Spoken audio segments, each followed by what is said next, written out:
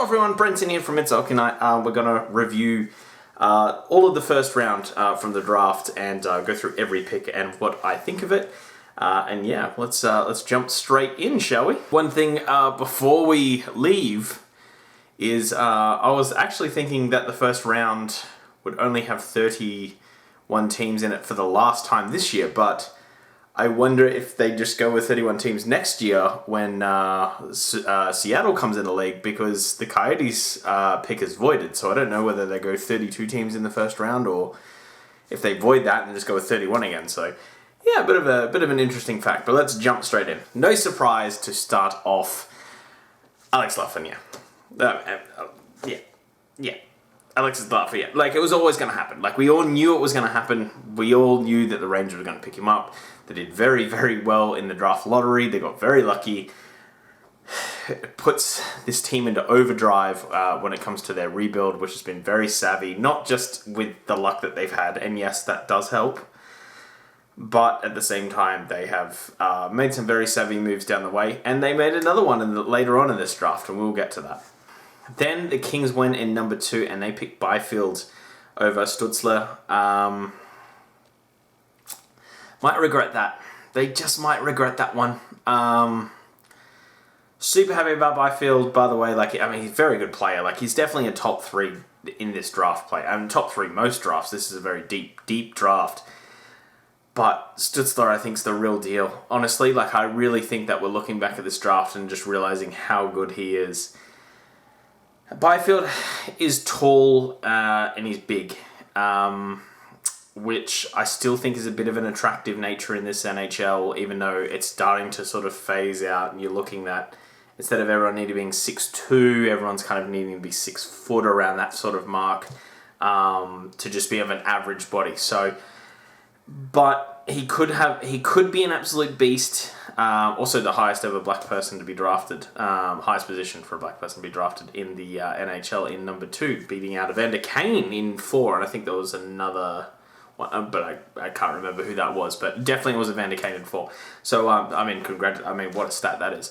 But yeah, I really like his game. He's great. I just think LA Stutzler would have been perfect.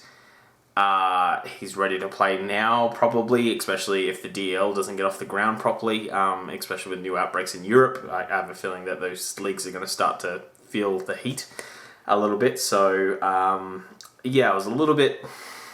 I really thought Stutzler would go, but Byfield, I mean, you're still getting a great player. His upside is unreal. Like, his upside is, if he gets it all together with his height and his speed, is that you could be dealing with someone that's an absolute beast for 10 years in this league. But I just think they made a mistake. But either way, Ottawa in number 3, they were getting a very good player. They were either going to get Lafreniere, Byfield, or Stutzler. Stutzler was the one that came down for them, so these guys happily picked them up. Wearing their jersey because they had an interesting draft, and we'll get to some of their other picks, but they are getting a bona fide superstar. And it's not just his interviews that did well, and I'm always worried when people interview well and they go up in the draft a little bit. It's not just that. If you go watch his highlights, it's not that like there's a defender blowing a tie and he's picking up the puck right time, right place. He's working for those goals. He's doing everything right. This guy is going to be an absolute star in this league, and I mean a star. He'll probably end up being a cover athlete on one of these EA games down the road. I actually do think this guy is the real deal. And, yeah, boy, howdy, does this help the Ottawa Senators. And the rest of the things that they've done, we'll go through them. I don't exactly agree with everything that they did, but what a top 3 to be a part of. And, yeah. Then we get to 4, and probably a team that I think we all felt a bit bad for in the Red Wings, that they weren't able to get one of these top 3 players, and they need someone there, but they're just not going to get it. This was the first surprise of the draft. The first real surprise. Byfield's, yeah, I think some people had Stutzler going second, but it was like, okay, like I can see how that's happened. But Raymond going 4th was the first big shock of this draft. I think most people had him around that 8 sort of spot. kind of knowing that two defenders and maybe even Rossi would go in front of him. But they pick Raymond up. A little bit surprising. Clearly, TSN knew some of these picks ahead of time just because they already had jerseys ready. Oh, one thing, the Stutzler thing, that whole Jeopardy thing was amazing. That was so good. Like, do more of that, please. That was such a good way of doing something. And again, they already had the jerseys at the parents' place, and like the dad was handing it to them, so they all knew where they were going. This whole thing of like, oh, we don't know where we're... Yeah, sure, buddy. What I rated to be the best defender in this draft was Drysdale. By a good margin too. But a lot of people doing mock drafts very recently in the last week started putting Sanderson in front of Drysdale. And a lot of it had to do with his size. And don't get me wrong, he's going to be a very good top 4 defenseman. Drysdale has the chance of being a scoring defenseman that is going to be a top 2. And that's why I think you should take that every day of the week. Especially when Ottawa doesn't have a top scoring defenseman. And they went with Sanderson, who has a very small offensive upside, I think. Very good defensively. He's going to be great in this league. Reminds me a lot of like a Dumoulin, that sort of player when it comes to defensive prowess.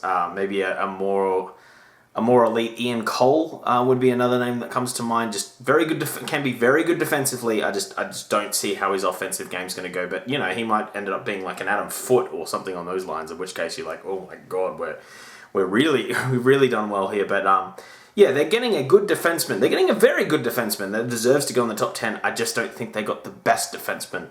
And I understand why they went there, but I actually thought when Raymond went 4th, I was like, well, here we go. They're either going to get Perfetti or they're going to get Drysdale, and they pick Sanderson. So maybe a bit of a block for Ottawa there. They probably could have done a little bit better, but I'm sure they're happy with their pick. Then, number 6, we move to a team that I think may have won this draft from where they were. I mean, outside of the Rangers. The Rangers won this draft, especially with what they did afterwards. But Jamie Drysdale, oh my god, does he help this team in a couple of years' time. And this is where you start to look at the other teams in California, and you look at the Sharks, who missed out on their first this year because of the trade that they made with Carlson and Burns, are a year older now, and they didn't look great all season last year.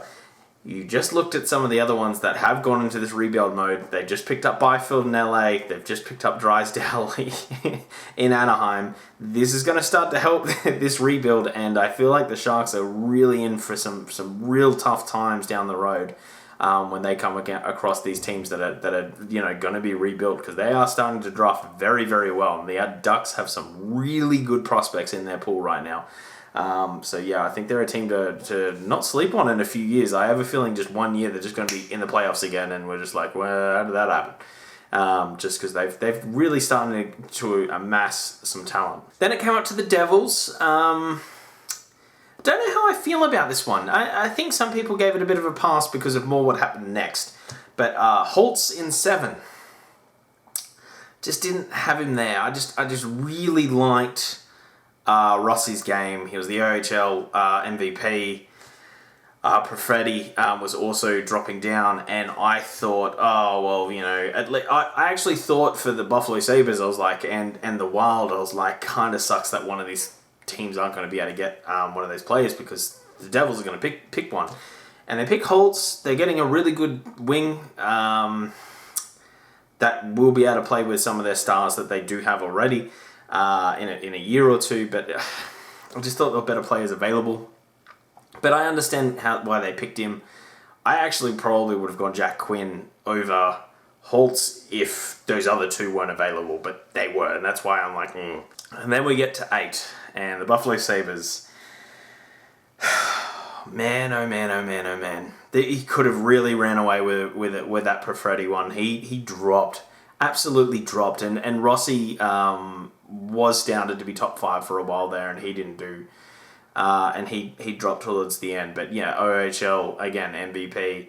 Perfretti is going to be a real star in this league, and then they pick up Jack Quinn, who scores goals, but if you look at a lot of the goals that he scores, he's alone for a lot of them, and in the NHL, you aren't alone. He does have a very good shot, I will give him that, but I think that first year that he comes into this game, it is going to be deer in headlights, because he is not going to be alone, and that's going to be the sink or swim time for him. This could be a great pick, this could be a really, really good pick, but I don't get why at 8 you're risking that over something that is almost a gimme.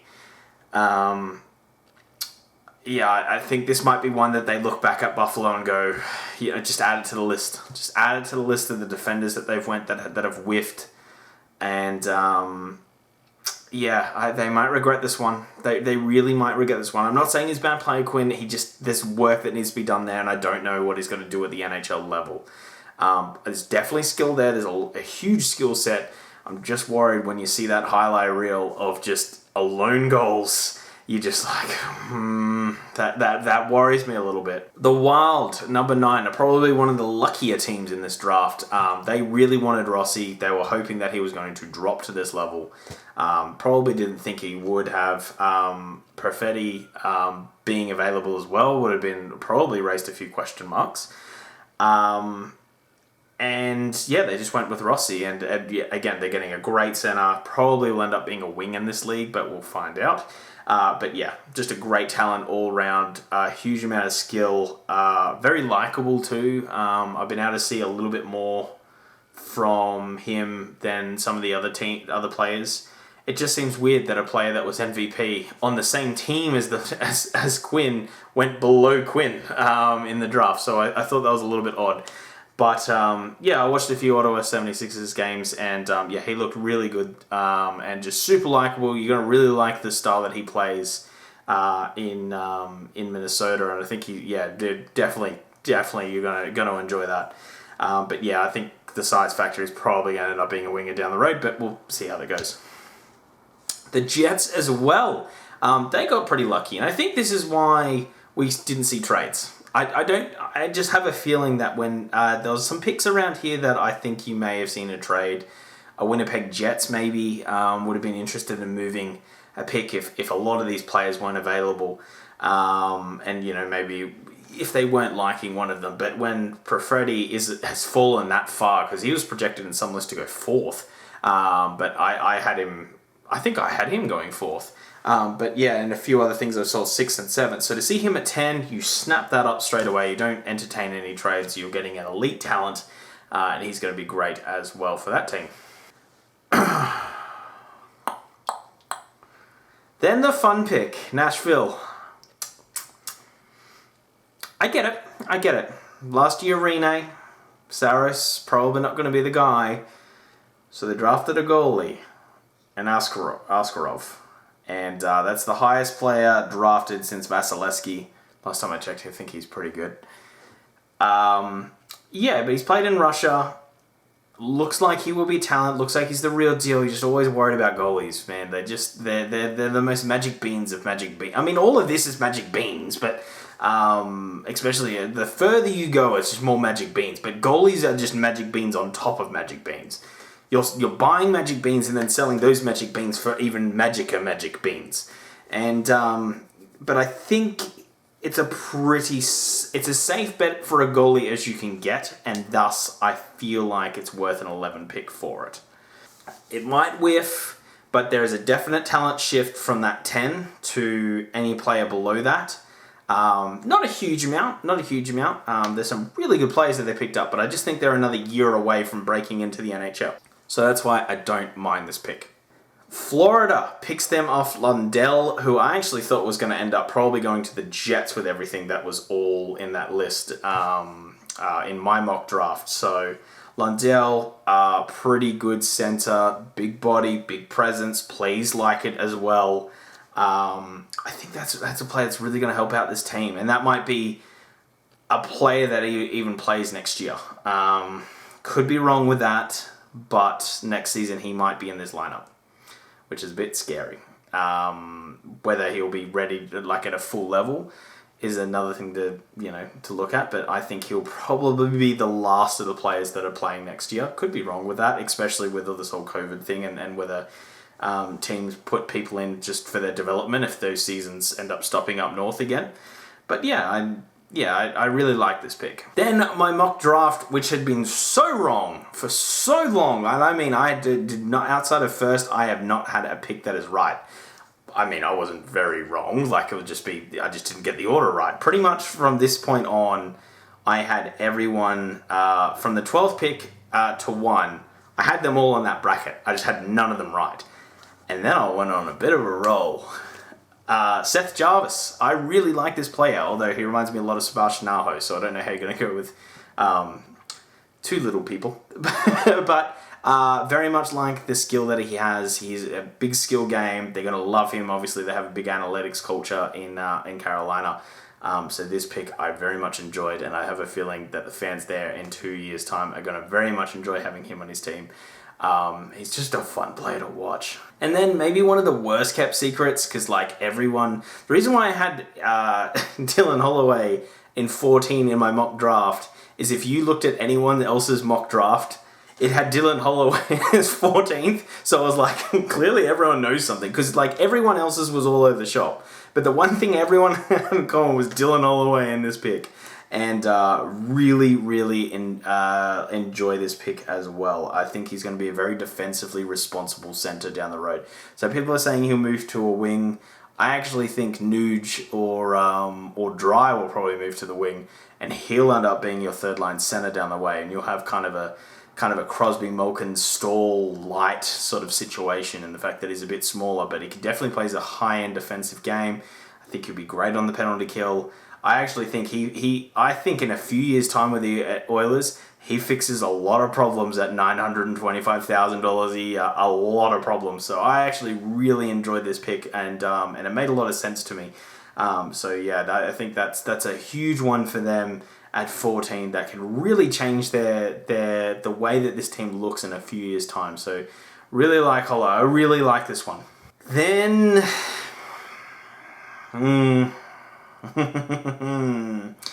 Amarov. Way too early in the draft for the Leafs. They usually go the highest skill guy, so I really thought they were going to go maybe Mercer, someone like that. Maybe take a chance on LaPierre, who was falling at this point. Reichel, another one, maybe. And they went with a guy from Russia that would have been going mid-20s. It just didn't seem right to me. He has a lot of growing to do, this guy. Look at him, he looks like a child. He really, I know a lot of these guys are all the same age, but he looks really underdone. I mean, I guess that's a good thing. He's scoring a lot of points while he looks underdone. I just feel like he fits that same mold of like a Marner and a Robertson and a few of those other players, and just would have liked them to try something a bit different here. I just feel like that he's not really going to help this team down the road. I don't even think he makes the lineup at this rate with his skill set.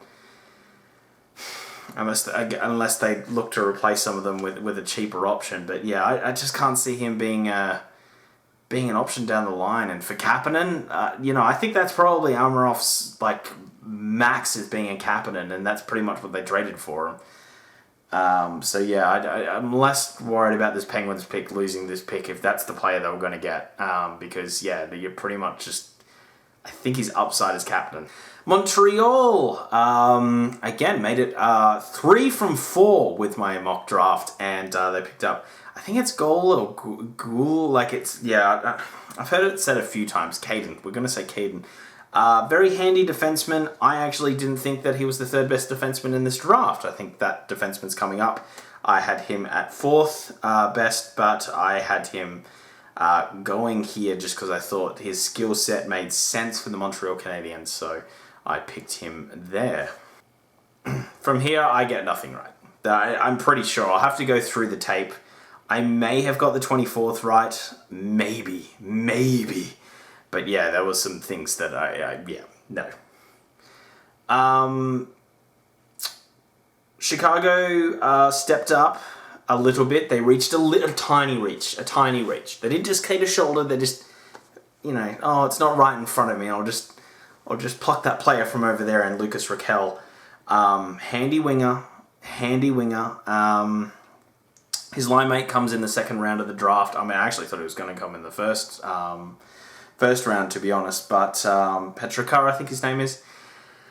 But I think it's a handy player. I would have been curious to see if they can manage to wing something to get them on the same team. But that's why I was kind of wondering if he'd go to the Devils, and then the Devils with their next first pick picked Petrikar, or with their second. But not to be. He's a good player. Obviously, the Germans were pretty heavily scouted compared to normal this year, and probably got some extra training and a few extra things as well with Stutzel coming up. Stutzler, I've forgotten the name already.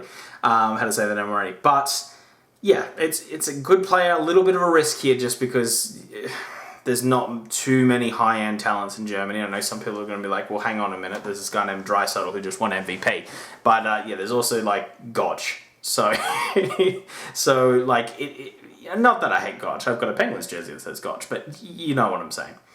So a bit of a risk here, but I think he'll grow in a bit of size and a bit more confidence and be NHL ready in a couple of years. I mean, that's the difference between this draft and every draft. Like, usually you're just like, I don't know if he'll make it, or he might be a third liner.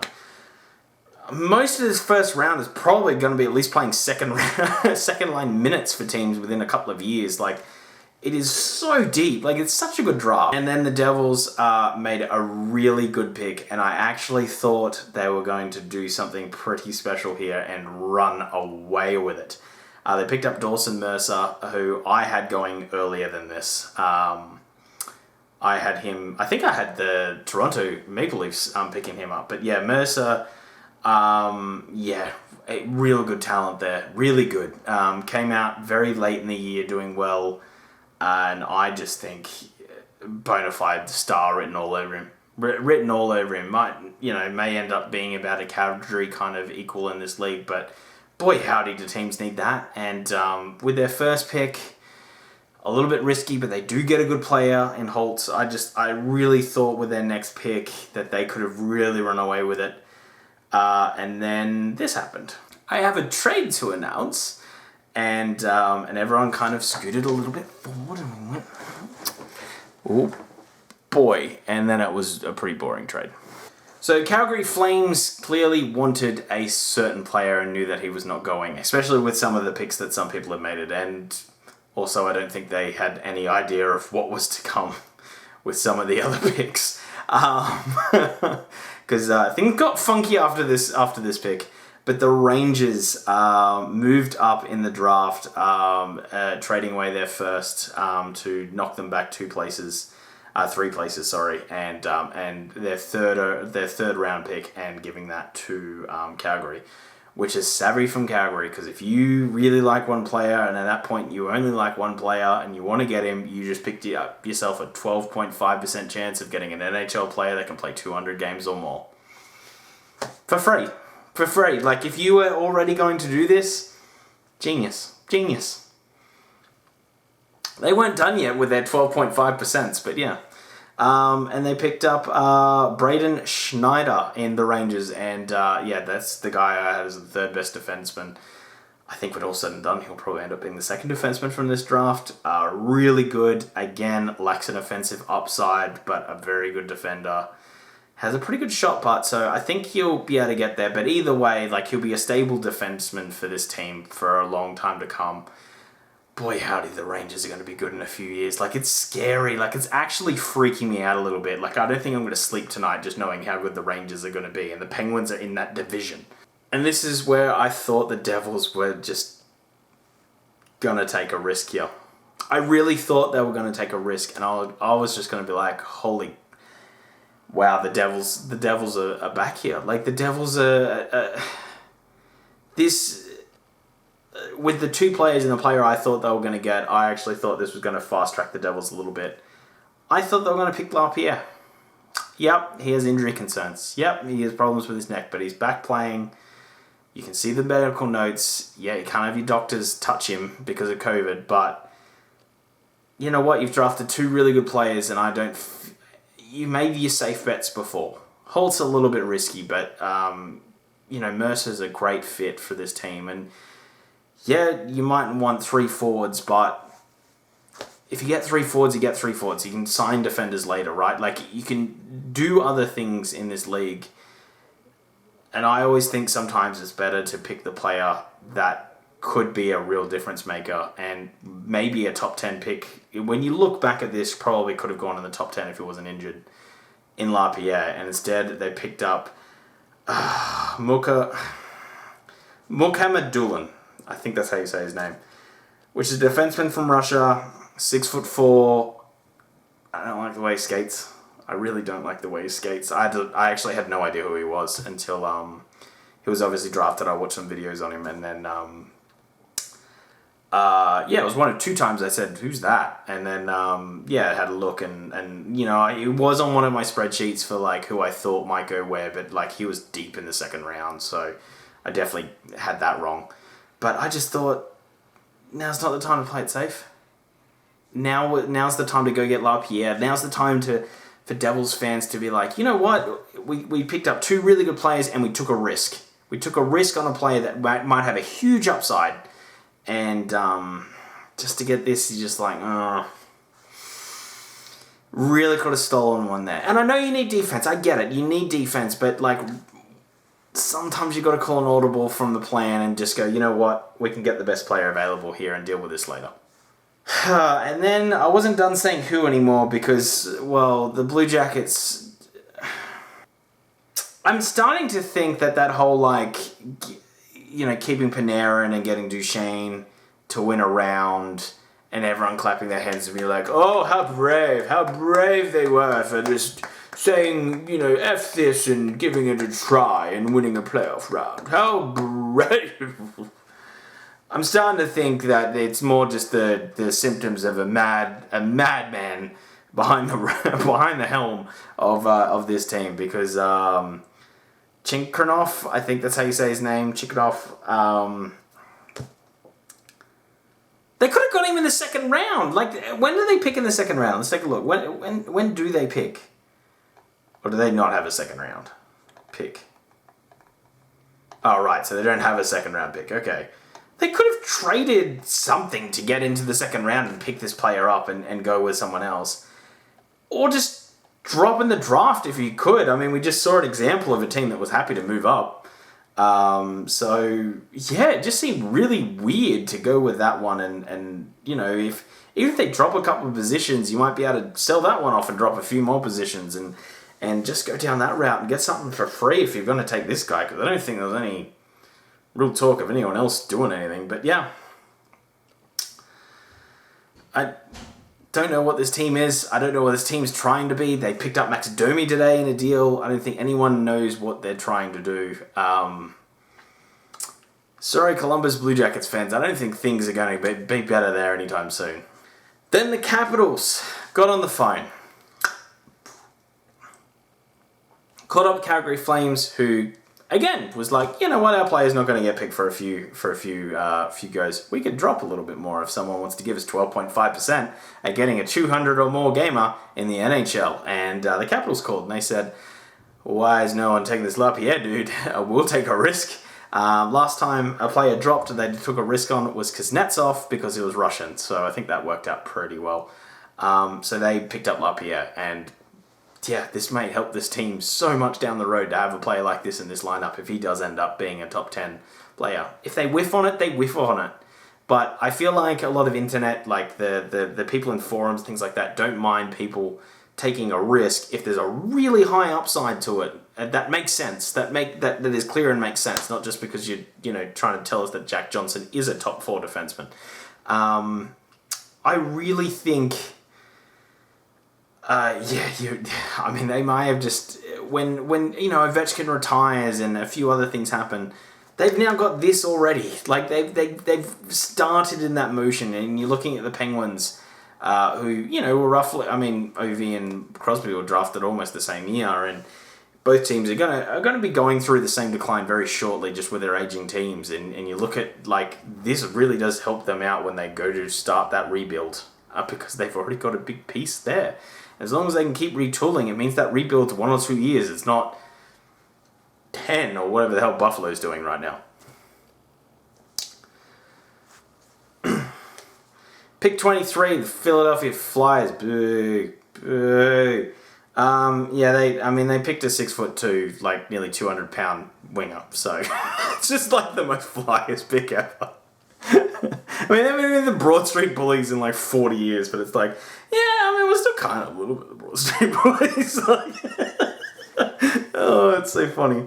But they've done really well with these like late 20 picks. Like Konecki, I'm pretty sure was pretty low. I might be wrong with that. I might just be having like a fever dream and think, and turns out he went like 4th overall or something. Giroux, I think, went really late.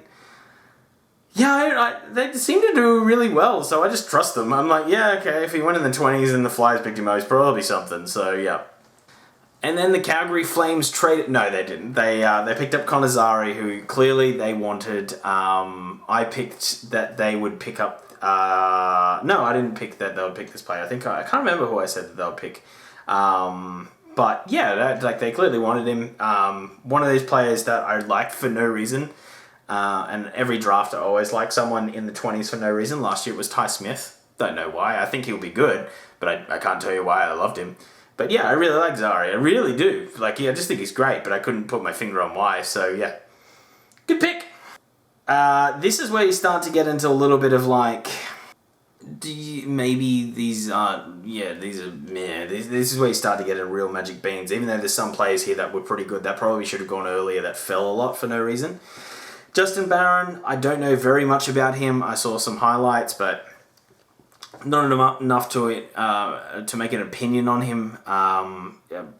By what I can see, he seems to be a pretty good defenseman, and almost the opposite of Kyle McCarr. So I think that's a good idea to have a player there that might end up playing in those top line minutes, but just be that defensive role. And I think that's what you're getting there.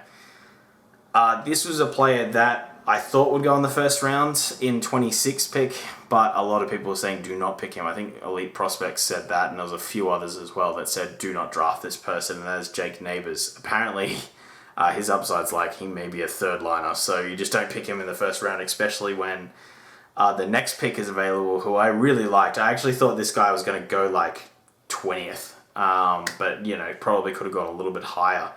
And Bork as well, who fell late and was picked up afterwards, and we'll get to that. I really like both of them, and I just think picking Neighbours up for a third lineup, because I don't know, you're in win now mode. Like you still pick up the best players that you can. I never understood that that some NHL teams do. I think it always fixes problems that if you have a really good third line, because you can always go out and get a third or fourth liner. You can always go get that. You cannot get second line scoring in this league. Like it's really hard, or you got to give up a lot of pieces for it. If you can just get it, it's easier to get than a third liner. Jacob Perreault goes to the Anaheim Ducks, and this is where I just think that they did so well in this draft, because they just picked up a very, very good winger who can score and can play make and defend and play the game the right way. Sure, he might be more of a second line forward, but when you add Drysdale to that, that's a really good draft in 2 or 3 years. If you in your first round, you picked up a marquee defenseman and someone who's a second line winger in 5 years' time. Like, that's a great first round to walk out of. And again, we don't know that that's 100% going to happen, but it's what I think it is, and I really do enjoy that pick. These guys again did all right with Ridley Grigg or Greg. I heard Grigg, I heard Greg. I heard it said both ways. Center, underdone, is going to need a bunch of time. But, not all senators have time, so... Yeah, but I think he weighs like 150-something pounds. Although he was looking a little bit bigger in the video there. So, yeah, obviously a bit of time off and things like that. I think the last time that a lot of these guys were weighed was a while ago. So he did start to look a little bit bigger. And savvy pick. Would have loved him to get Maverick Bork, because I just really think he's a very good player, and I think he was a steal when that team got him. But yeah. Brendan Brisson goes to the Vegas Golden Knights in pick 29. Very good pick by them. Again, I've mentioned Maverick Bork almost every pick at this point in the late 20s, but he's a really good player, and that was one that I had going after Bork. So yeah, I sort of highlighted him as a good like early 20s, mid 20s kind of pick. So to get him then is super handy. And again, will definitely probably be an NHL player of a decent caliber. And I think that's the thing, is like you're just getting so many players in this list that are going to be really good. Dallas lucks out massively. Usually at this pick, it's a lot of like, if you look through a lot of the people, the picks that the Stanley Cup winners have picked in the last 10 years, it's a real, like, it's not good. There's not many good names there. It's a lot of like, oh, if only you made it. Like, you just, yeah, but they just never really work out. Maverick Bork will work out. This is a great pick by Dallas. Really, really good pick, and yeah, I just really liked it. Then rounding it up, the Sharks finally get a pick in Aussie Wisblatt. Yeah, you just look at what everyone else is doing around them, and that rebuild is going to punch them in the face so quickly as these players get older. It sucks what they've had with their goalie situation recently. It's not going to get better with with Dubnyk. And you just start to go, oh boy, like when do we get off this merry-go-round and look to rebuild? And you start to look at some of the teams around you that have started that process and are going to get there very quickly. They're just going to all of a sudden retool on the fly, and they'll be back in the dance again. Maybe not winning cups, but they'll be back in the dance. And then when you guys have nothing, you'll have to play them a lot. So yeah, really worried about the Sharks and where they're heading. Could be wrong, but yeah, I worry about that one. I really do. I mean, there's some good second rounders coming up early, and I'm going to do a video of who's left and who's the best of the ones that are who's left. So they might be able to pick up something there to help them a bit, but so is LA and so is Anaheim. They're right there. Like, they're just picking the same things. So keeping a cool head here. I think it's a real big lesson for teams is just don't trade away those firsts a year down the road. You never know. You never know if your goalie will just fall off a cliff. You don't know. There's a bit more of a percentage of a risk here, and you could miss out on a really good draft, because I can guarantee you if they got Stutzler, boy howdy, that just put a rocket onto this team. And that's what they would have got. But instead, off to the Ottawa Senators. And hopefully they just don't burn this around this time and really do this properly. But yeah. Yeah. Anyway, guys, that is the whole review of the first round. We'll probably do the second round tomorrow. I don't think I'll go much deeper unless there's trades or anything like that. There's no point in saying like, and pick 204... I really think they should have gone for the young Quebecian in 200, that went 207. At that point, there's not too much to really talk about, but I'll definitely make a video of who's left, also a couple of the signings, and and we'll go through that. But yeah, if you did like this video, hit the like button. If you made it all this way through and you have not subscribed, hit the subscribe button. It really does help us out. We're up to 228 now, so it's growing so quickly, and it just... You have no idea how much it means, and just the motivation side of things. Like, I work full-time, I know, cry violin, and I work out, and I've cooked dinners, and I spend time with my girlfriend, so to be able to, like, do this, the amount that I do, it does take a lot out of me. It does, so, like, you hitting the subscribe button right now is a huge amount of motivation. When I wake up in the morning, when that alarm goes off early, and I make a video before I go to work, and I see even one subscriber go up, it really is that thing that gets me out of bed sometimes. It really is. I know that's sad, but it just is.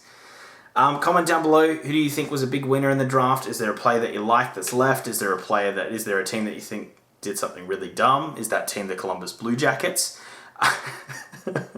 But yeah, anyway guys, thank you so much for watching. Have a great day. See you. Bye.